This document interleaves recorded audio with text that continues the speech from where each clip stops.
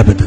من 100 سنة واكتر كانت الدولة المصرية ظروفها الاقتصادية أفضل، لم تنسى تساعد وتتعاون من أجل الخير والبناء. اللي يؤلمني أتصور إن إحنا نرى البعض منهم دلوقتي لما الصورة اتغيرت، بدل ما بيمدوا إيد التعاون والبناء لمصر بيدوروا على هدم مصر، لا، وبيجهزوا قنواتهم وبيدفعوا فلوس لناس عشان يهدوا بلد فيها 100 مليون.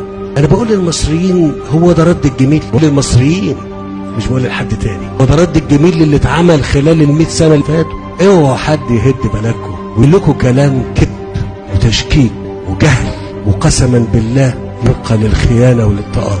ده تآمر، ده بتهدوا الدول ليه؟ عايزين تهدوا الدول ليه؟ مش عايز تساعد؟